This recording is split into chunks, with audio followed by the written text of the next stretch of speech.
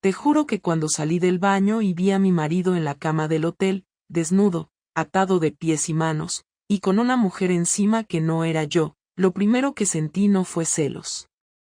Fue alivio. Porque por fin tenía una excusa. Sé que suena terrible, pero es la verdad. Me quedé en la puerta, con la toalla todavía mojada pegada al cuerpo, y lo miré todo como si estuviera viendo una serie que ya sabía cómo terminaba. No grité. No lloré. Me quedé en silencio, observando el desastre como quien ve un incendio desde lejos, sabiendo que ya es demasiado tarde para hacer algo. Eso pasó hace un mes. En Sevilla. Un congreso de fisioterapia. 3 días fuera, todo pagado. Yo fui con mis compañeras de la clínica. Sergio vino al segundo día porque, según él, necesitábamos reconectar. Lo había notado, claro. Que yo estaba distante. Que ya no lo tocaba como antes. Que ya no le preguntaba si quería cenar fuera ni le mandaba fotos durante el día. Pero él también se había desconectado. Lo nuestro llevaba tiempo en piloto automático. Esa noche, la del hotel, fue el final de algo. O el principio de otra cosa. Aún no lo tengo claro. Pero retrocedamos unas semanas, porque esto no empezó en ese hotel. Todo empezó con un juego muy estúpido. En la clínica donde trabajo, hacemos turnos rotativos. A veces coincidimos siempre las mismas, y otras, entran nuevos compañeros de prácticas o temporales. En febrero llegó uno nuevo, Jorge. De Murcia. Técnico de rayos. Alto, de esos que no saben que son guapos. Muy de andar por casa, con ese acento que arrastra vocales y ese humor rápido que te pilla sin darte cuenta. La primera vez que hablamos, me hizo reír en menos de 1 minuto. Y no fue el típico flirteo descarado. Fue algo más natural. Más ligero. Como si simplemente nos cayéramos bien. El problema no fue Jorge. El problema fue lo que me hizo sentir. Esa sensación de estar viva. De que alguien te mira a los ojos mientras hablas.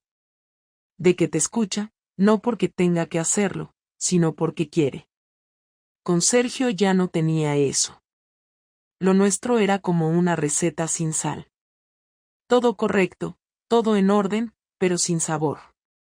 Dormíamos en la misma cama pero cada uno en su universo. Nos besábamos, pero sin lengua.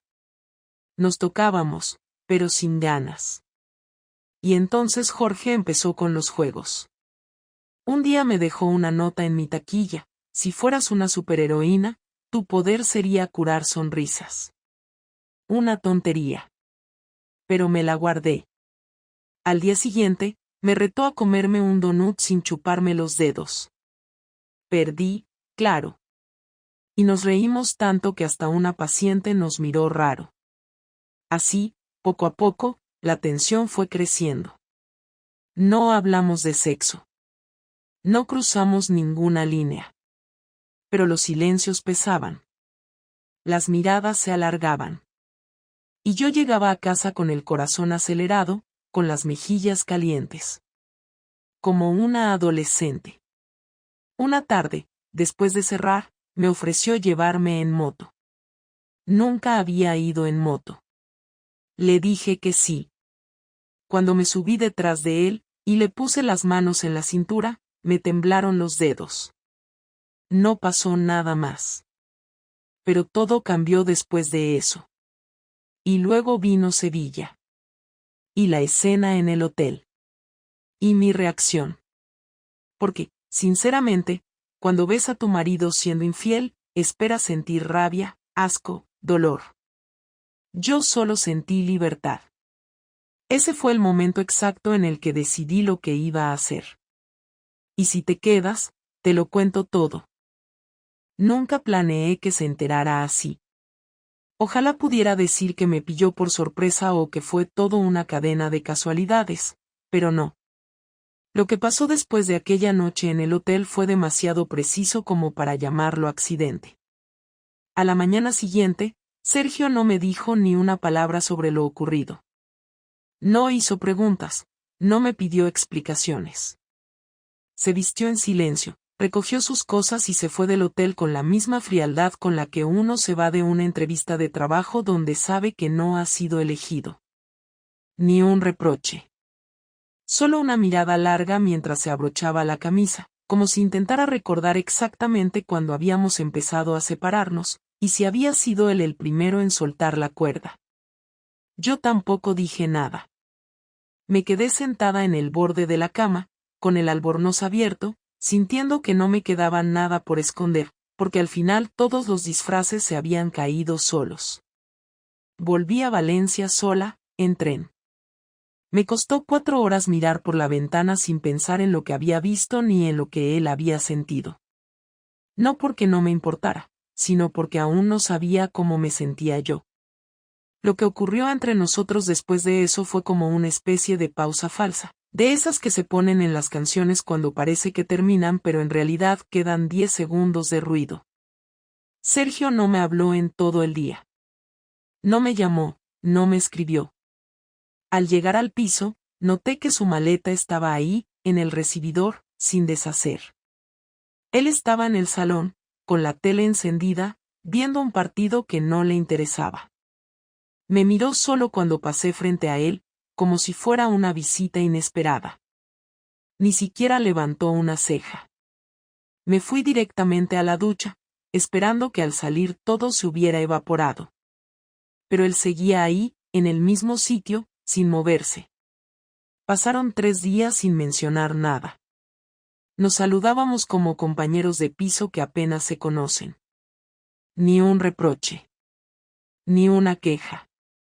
Solo una especie de pacto tácito de no decir nada, como si callar fuera menos doloroso que hablar. Pero el 4.º día, después de cenar, mientras lavaba los platos, escuché su voz detrás de mí. ¿Cuánto tiempo hace que lo estás viendo? No fue un grito.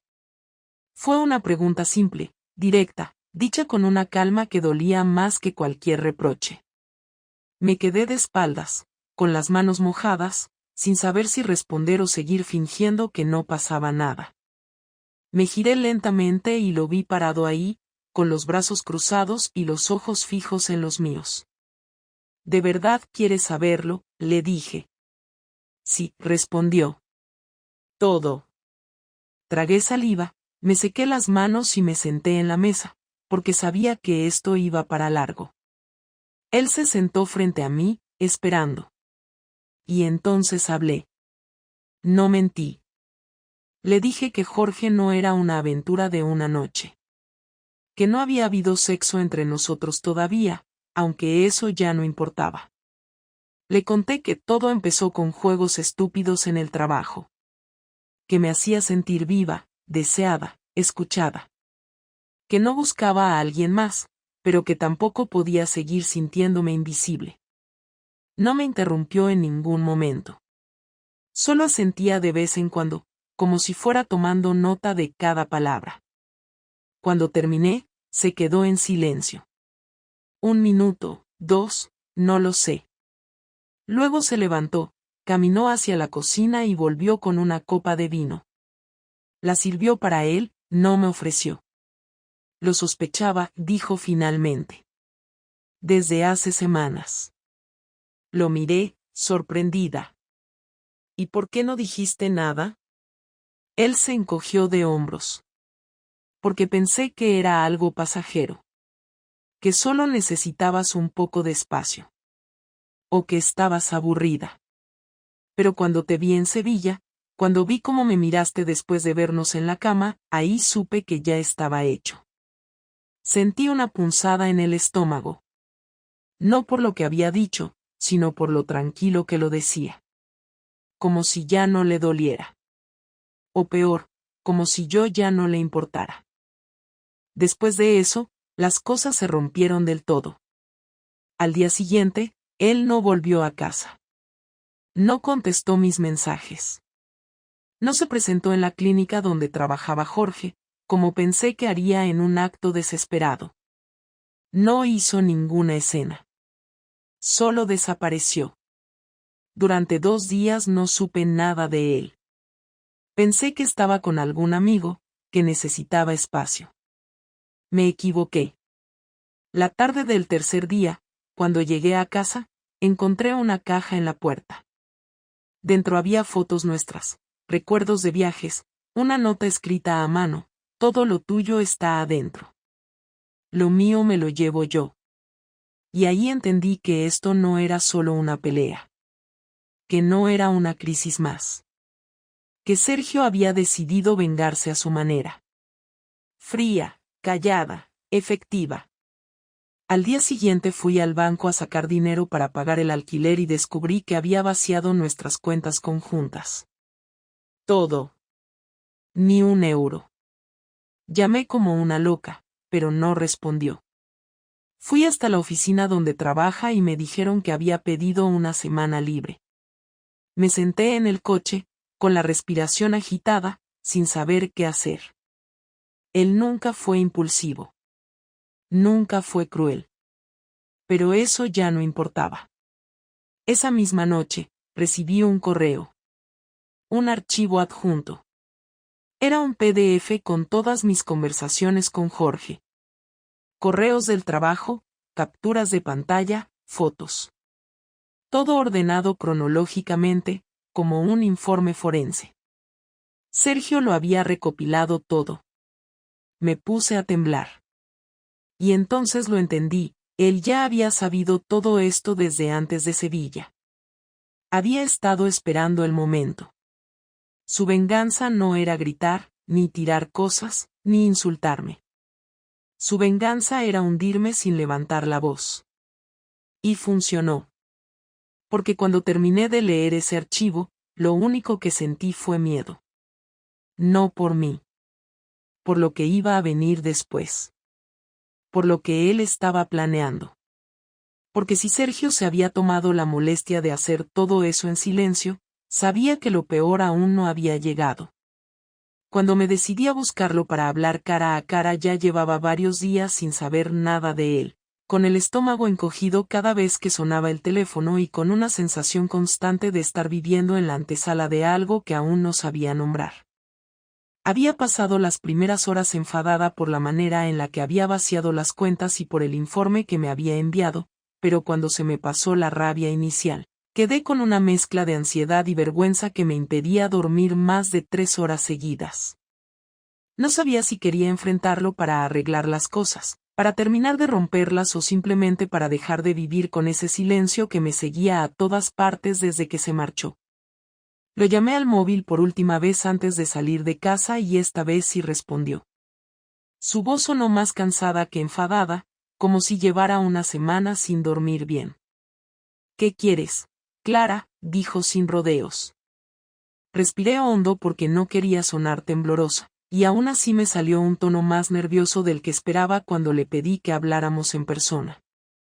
Hubo un silencio largo antes de que respondiera que estaba en casa de su primo en Alboraya y que si quería decir algo lo hiciera ya o no lo hiciera nunca. Le dije que iba para allá, que no me iba a quedar con todo esto atravesado en medio del pecho. No contestó, pero tampoco colgó de inmediato, lo cual intuí como una especie de permiso. El trayecto hasta Alboraya se me hizo más largo de lo que era en realidad. Iba repasando una y otra vez lo que pensaba decirle y ninguno de los ensayos mentales duraba más de 1 minuto porque se me cruzaban pensamientos desordenados que me rompían el hilo. Cuando llegué, él estaba sentado en un banco frente al edificio, con una sudadera gris y unas ojeras que hablaban de noche sin descanso. No se levantó. Solo me siguió con la mirada mientras me acercaba. Me senté a su lado dejando unos centímetros entre los dos porque no sabía si podía invadirle más espacio del que ya había invadido con mis actos. Gracias por venir, dije, aunque no estaba segura de que tuviera nada que agradecer. Él giró la cabeza lentamente hacia mí y me sostuvo la mirada como quien evalúa si la persona que tiene delante es capaz de decir la verdad o seguirá justificándose. Dime la verdad completa, dijo sin elevar la voz, pero con un tono tan controlado que me puso más nerviosa que si hubiera gritado. No quiero versiones reducidas, ni frases preparadas en el coche. Quiero la verdad entera, desde el principio. Yo respiré despacio intentando que no se notara el temblor de mis manos. Le conté que la primera vez que sentí algo extraño con Jorge fue durante un turno de tarde en la clínica, que no había pasado nada físico, pero que sí hubo un cambio en la manera de mirarnos. Él no reaccionó a esa frase, así que seguí. Le expliqué que me sentía desconectada de él desde hacía meses, que no era una justificación, solo un hecho que llevaba tiempo evitando decir porque no quería herirlo. Me detuve ahí porque no sabía si era momento de seguir, pero Sergio me apremió con un gesto firme para que continuara. Así que lo hice. Le conté nuestras conversaciones, los juegos tontos en la clínica, la tensión creciente, los silencios que empezaron a tener un significado distinto, la moto, la sensación de volver a sentirme vista. Él escuchó todo sin interrumpirme, con la mandíbula apretada y los puños cerrados, como si cada palabra se le clavara en alguna parte. Cuando terminé, guardó silencio unos segundos que se hicieron muy largos. Finalmente habló. ¿Y pensabas decírmelo en algún momento o ibas a seguir comportándote como si aquí no pasara nada?, preguntó con un tono que mezclaba estupor con decepción. Yo intenté explicarme diciendo que no sabía cómo hacerlo, que una parte de mí pensaba que todo se detendría por sí solo, que no había querido aceptar lo que estaba empezando a sentir porque me daba miedo. Él soltó una risa corta, sin humor. Siempre dices que no sabías, que no querías, que no podías. Pero lo hiciste. Y lo cultivaste. Y mientras yo hacía planes para solucionar lo nuestro, tú estabas ocupada en ver hasta dónde podías llegar sin sentirte culpable. Miré al suelo porque no tenía forma de contestar a eso sin quedar como una hipócrita. Sus palabras eran duras, pero no eran mentira. Intenté acercarme un poco para quitarle el frío que parecía sacudirle los hombros, pero él se apartó sin brusquedad, simplemente desplazó el peso del cuerpo hacia el otro lado del banco. No necesito que me toques, Clara. Necesito que me digas si llegaste a acostarte con él o si estabas esperando el momento adecuado. Cuando escuché esa frase el estómago se me cerró, porque sabía que esa pregunta llevaba rondando en su cabeza desde hacía días. Le dije la verdad, que no había ocurrido nada físico todavía, que me habría gustado parar mucho antes, que todo esto había ido más lejos de lo que yo misma esperaba. Sergio entrecerró los ojos como si intentara calibrar si creía mi respuesta o no. Nunca había sido desconfiado, así que ver esa duda en él fue una punzada directa. ¿Y qué pensabas hacer ahora?, preguntó de manera tan directa que casi no me dio tiempo a procesar. ¿Volver a casa conmigo como si nada o hablar con él para ver si te espera? Me llevé una mano a la frente porque su forma de exponerlo me golpeó con tanta claridad que me dejó sin voz unos segundos. Le dije que no había hablado con Jorge desde que ocurrió lo del hotel y que no tenía intención de hacerlo, que necesitaba centrarme en arreglar lo que quedaba de nosotros, si es que quedaba algo. Sergio me miró con incredulidad. No puedes pretender que yo sé el plan B después de que hayas jugado a tener un plan A alternativo, replicó sin elevar la voz. Sentí que la garganta se me cerraba. Mi impulsividad me llevó a decir que no lo veía como un plan B, que lo amaba, que estaba intentando recuperar algo que llevaba tiempo deteriorado. Él respiró hondo y me interrumpió. No puedes hablar de recuperar algo que tú misma dejaste caer. La conversación empezó a escalar ahí. Él levantó un poco más la voz, y yo también, no porque quisiera discutir, sino porque la tensión acumulada desde hacía semanas reventó sin aviso. Me reprochó que lo hubiera hecho sentir idiota, que llevaba meses intentando conectar conmigo mientras yo seguía pendiente de otro hombre, que el silencio en la casa no era casualidad sino consecuencia de lo que yo alimentaba fuera de ella. Yo intenté decir que no había querido llegar a este punto y él respondió que eso era lo que decían todas las personas que se divertían mientras la otra parte de la pareja se quedaba a oscuras. Nos interrumpimos varias veces, los dos hablando al mismo tiempo, soltando frases que llevaban semanas acumuladas. Él terminó poniéndose de pie y caminando unos pasos hacia la carretera, como si necesitara aire. Yo también me levanté, pero me quedé a unos metros porque no quería provocarle más. Cuando volvió a hablar, lo hizo con un tono más bajo, pero más firme que antes. Quiero saber si sigues sintiendo algo por ese tío, dijo sin rodeos. Me quedé congelada porque no esperaba esa pregunta. Tardé unos segundos en responder y eso lo enfadó aún más. Le expliqué que lo que me enganchó fue la sensación de sentirme importante para alguien, no necesariamente él como persona, sino lo que despertó en mí. Sergio me dijo que esa respuesta era peor que un sí, porque significaba que cualquier hombre que me hiciera sentir especial podría ocupar ese sitio. Me quedé sin respiración ante la crudeza de esa interpretación, pero entendía de dónde venía. Le pedí que volviéramos a hablar más tranquilos, que no tomáramos decisiones en caliente, que intentáramos no destruirlo todo en un solo día. Él negó con la cabeza con una calma que dolió aún más que los gritos. No estoy enfadado por lo del otro hombre, Clara. Estoy enfadado por la versión de ti que descubrí en este proceso. Una versión que no conocía y que no sé si quiero seguir conociendo. Intenté acercarme otra vez, pero volvió a alejarse, esta vez con más firmeza. No puedo volver a casa contigo hoy. No puedo mirarte y fingir que no imagino la cantidad de cosas que me callaste.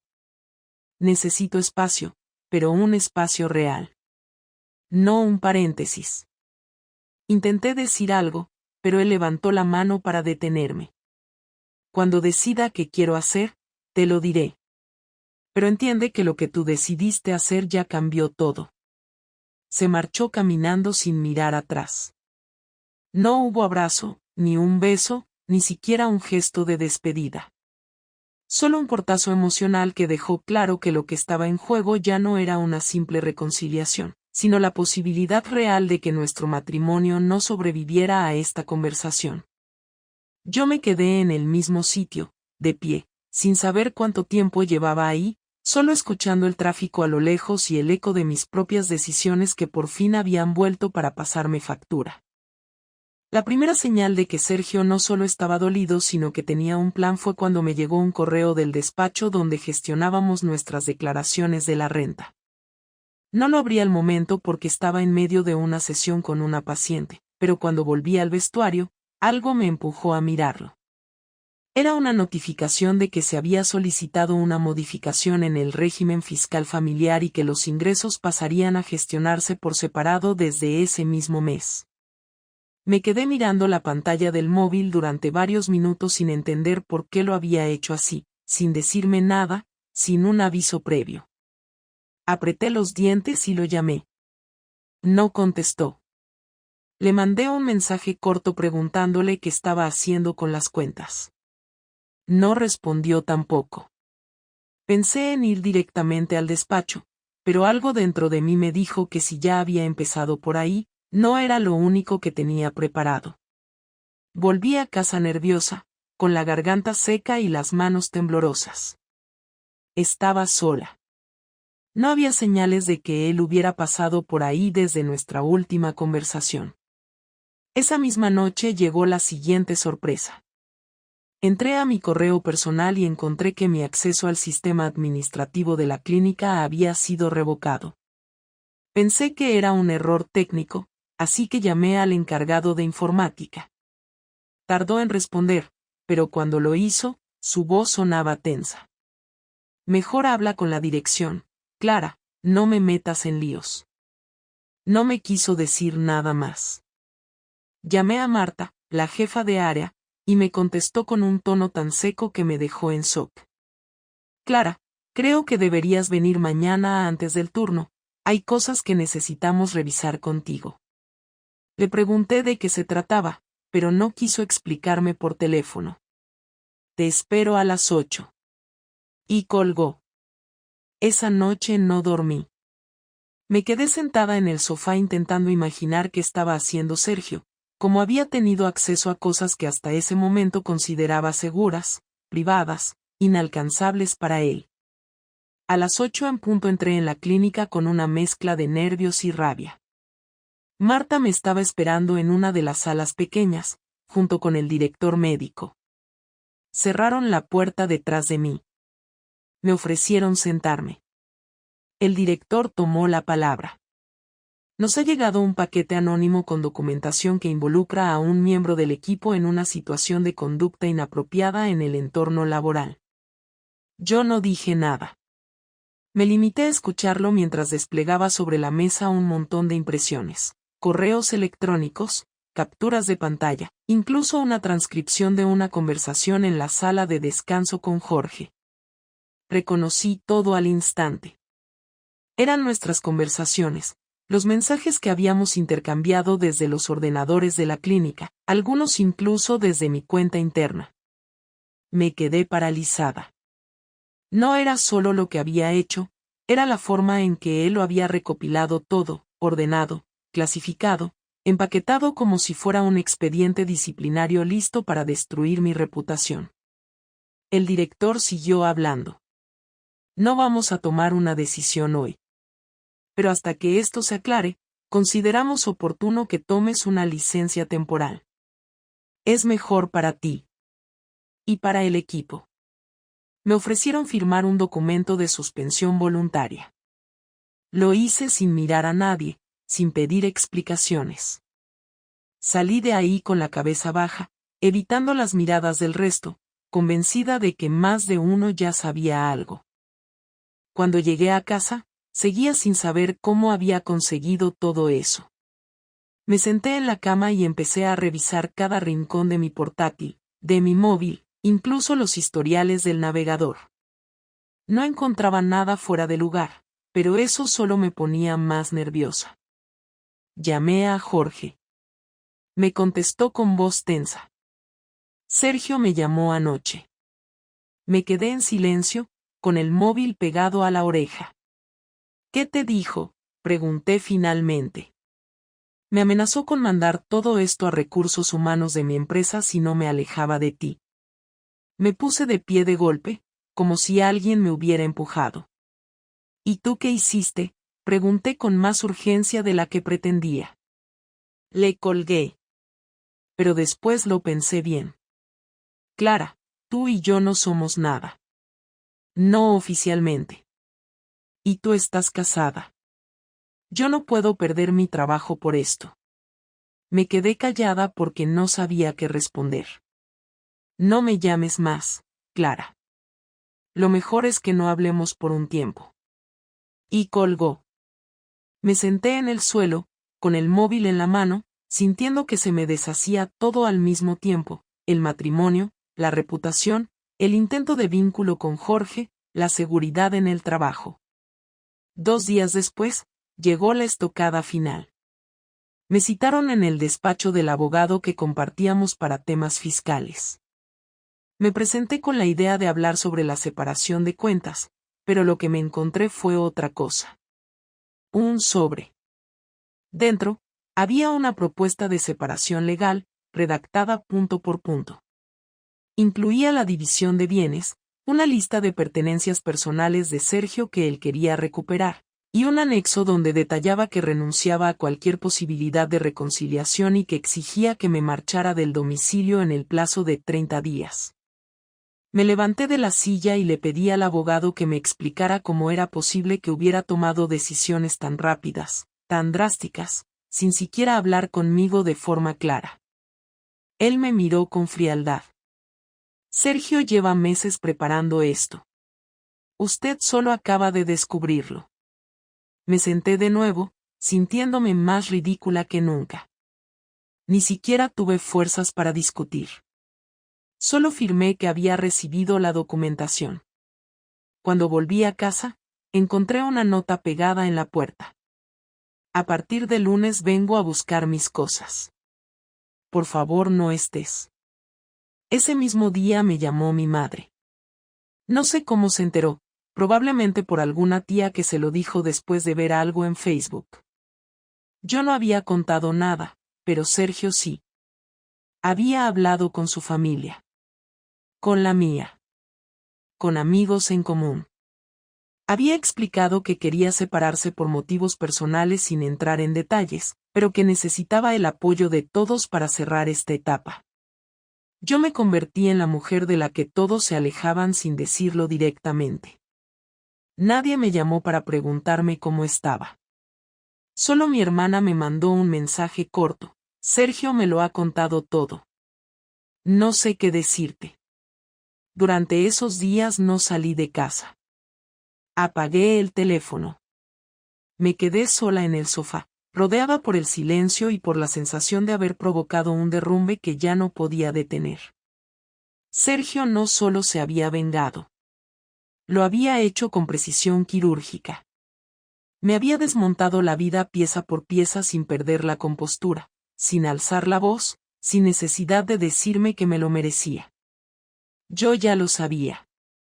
La última conversación no fue idea mía. De hecho, no esperaba que se diera nunca. Pensé que Sergio iba a cerrar la puerta para siempre, sin necesidad de verme otra vez, sin concederme el mínimo espacio para decir algo más. Pero una tarde, mientras estaba sentada frente al ordenador mirando sin atención una lista de ofertas de empleo que no me interesaban, me llegó un mensaje suyo. El martes a las 6, en la cafetería frente al río. No quiero volver a casa. Pero quiero cerrar esto hablando, no por correo. Lo leí 3 veces antes de responder. No porque dudara si quería ir, sino porque no me creía que lo hubiera escrito él. Respondí con un está bien y nada más.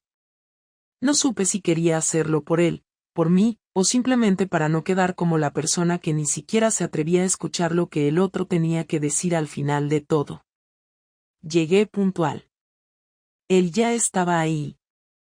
Sentado en una mesa al fondo, junto a la ventana. Tenía una libreta encima de la mesa, algo que me llamó la atención porque él no era de tomar notas ni de escribir cosas. Pedí un café sin azúcar y me senté en silencio frente a él. Nos miramos sin decir nada durante unos segundos. Había algo en su cara que no era enojo, pero tampoco tranquilidad.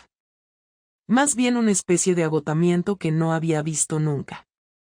Levantó la mirada solo cuando la camarera dejó su té sobre la mesa y se alejó. No quiero discutir, dijo de forma directa, como si necesitara dejar eso claro antes de empezar. Yo asentí, con un gesto breve. Tampoco vengo a pedir perdón, continuó. No porque no sienta dolor o rabia. Sino porque ya no necesito que me digas que lo sientes. Lo único que quiero es que hablemos como 2 personas que vivieron muchos años juntas y que tienen que cerrar eso como adultos. Le dije que estaba de acuerdo. Que yo tampoco quería discutir, ni justificarme.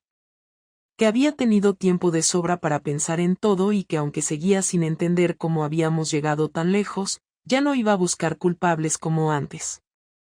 Él suspiró y se quedó mirando por la ventana unos segundos. Lo que más me dolió no fue Jorge, ni tus mensajes, ni lo que pasó en el hotel. Lo que más me dolió fue ver cómo te alejaste sin decir nada. Porque si hubieras venido a mí y me hubieras dicho que no estabas bien, que necesitabas otra cosa, que estabas confundida, tal vez habríamos tenido una posibilidad de arreglarlo. Pero me dejaste ahí, aguantando un matrimonio que tú ya habías dejado de vivir. No supe qué contestar. No tenía una defensa para eso. No la había cuando ocurrió y no la tenía ahora. Le pedí que me dijera lo que necesitaba escuchar de mí. Que no quería justificar nada, pero que si había algo que aún le quedaba en la garganta, prefería que lo dijera ahora y no que se lo guardara como un peso inútil. Él apoyó las manos sobre la libreta y la abrió. Tenía escritas frases cortas, apuntes, cosas sueltas.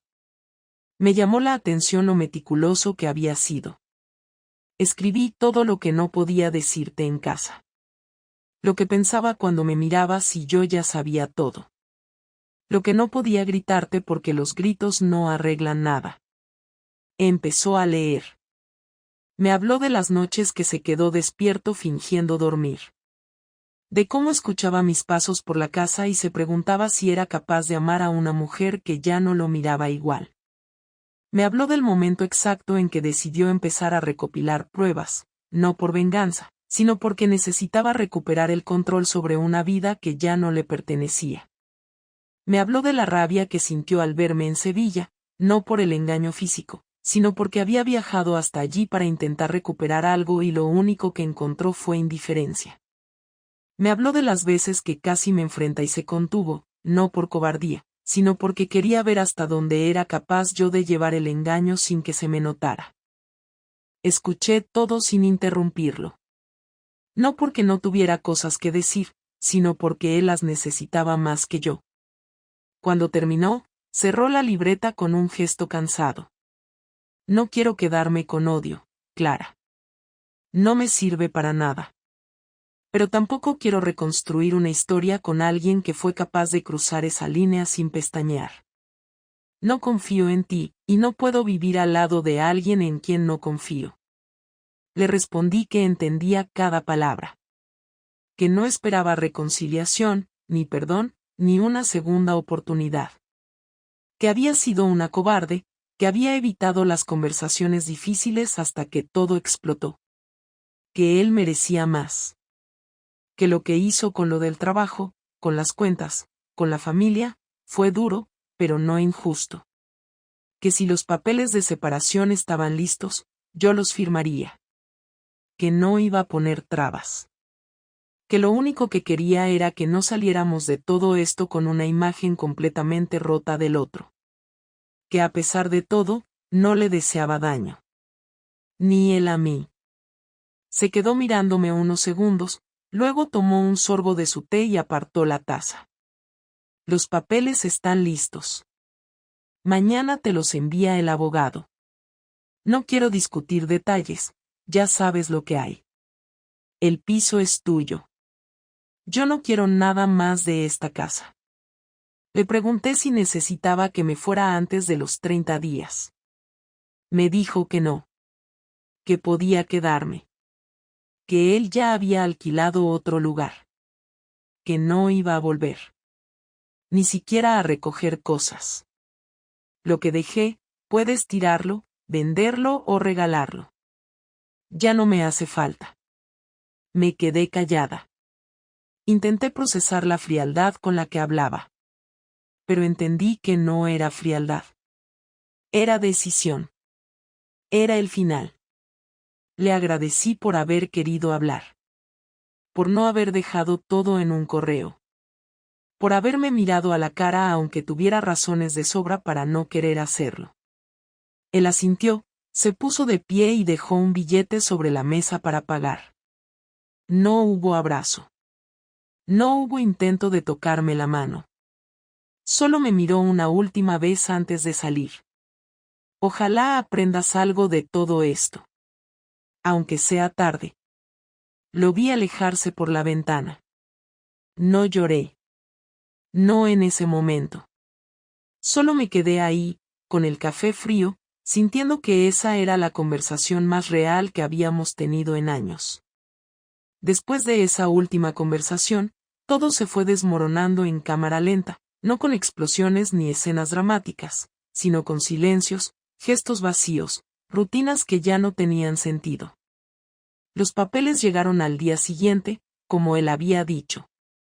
No los abrí inmediatamente. Los dejé sobre la mesa del comedor durante 2 días, mirándolos de reojo cada vez que pasaba cerca, como si fueran una caja cerrada que contuviera una versión escrita de todo lo que había arruinado. Cuando por fin los firmé, lo hice sin leer cada palabra con detalle porque ya sabía que nada iba a cambiar. Él se quedó con menos de lo que le correspondía, eso era evidente.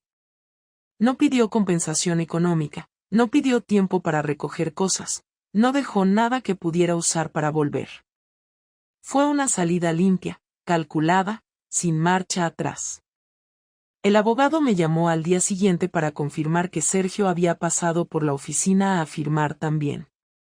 Todo estaba hecho. Ya éramos oficialmente 2 desconocidos con pasado compartido. Intenté seguir trabajando, pero la clínica no quiso renovarme el contrato. No me lo dijeron directamente, pero el silencio de los correos, la falta de respuesta a mis mensajes, las miradas frías cuando fui a recoger mis cosas, todo indicaba lo mismo. Jorge seguía trabajando ahí, lo supe por una compañera que me escribió en privado. Me dijo que él también se había alejado de todos, que no hablaba del tema, que actuaba como si nada hubiera pasado. Me preguntó si quería que quedáramos a tomar algo. Le dije que no. No porque no quisiera hablar con alguien, sino porque ya no tenía energía para contar mi versión, ni para recibir la versión de los demás. Me sentía como alguien que había vivido un accidente y que ya no tenía fuerzas ni para describir cómo había sido el impacto. Mis padres no me dijeron nada. Se limitaron a no decirlo todo. Me llamaban cada tanto para preguntarme cómo estaba, pero el tono era distinto. Había distancia. Había decepción. Mi hermana fue más directa. Me escribió un mensaje largo diciéndome que no entendía cómo había sido capaz de hacerle eso a Sergio, que él siempre había sido bueno conmigo, que había apostado por mí cuando nadie lo hacía. Le respondí que no buscaba comprensión, solo un poco de humanidad. No contestó. No volví a saber de ella. Tampoco la busqué. El piso se volvió un sitio insoportable. Cada habitación me recordaba algo, no por nostalgia, sino por la incomodidad de vivir rodeada de pruebas de lo que fue una vida compartida. La taza de él seguía en la cocina, el cajón de la mesita tenía aún un reloj que él no se llevó, las toallas seguían dobladas como cuando vivíamos juntos. Empecé a deshacerme de todo, no de forma impulsiva, sino práctica. Llevé ropa a donación, tiré papeles, limpié cajones. No como terapia, sino como una tarea más. Como limpiar un piso después de que los inquilinos se hayan ido. Estuve semanas sin salir de casa. Vivía con los ahorros que aún me quedaban. Busqué trabajo en clínicas fuera de Valencia, incluso pensé en mudarme a otra ciudad, empezar de cero donde nadie supiera nada de mí, pero algo me frenaba. Tal vez el miedo, tal vez la conciencia de que huir no era lo mismo que arreglar algo. Al final me apunté a un curso online para reciclarme en otra especialidad dentro de fisioterapia. No porque tuviera entusiasmo, sino porque necesitaba que el día tuviera algún tipo de estructura. Las noches eran lo peor. Me costaba dormir. Pensaba en lo que había hecho, en cómo lo había hecho, en la forma en que dejé que todo se deslizara hacia el desastre sin tener el coraje de poner límites. No me consideraba una víctima, pero tampoco era una villana. Había cometido errores graves, sí, pero también había estado atrapada en una relación donde ambos dejamos de hablar, donde los silencios crecieron tanto que acabaron devorándonos. No lo justifico. Sé lo que hice. Pero también sé que fui incapaz de enfrentar la verdad cuando todavía se podía arreglar algo. Preferí evitarla hasta que se volvió irreversible. A veces pensaba en Sergio. Me lo imaginaba en su nuevo piso, con otras rutinas, con la tranquilidad que yo le había quitado. No sabía si ya estaba con otra persona ni quería saberlo. Lo que sí pensaba era que él había logrado algo que yo no, cerrar la etapa sin arrastrarla, sin contaminar lo siguiente.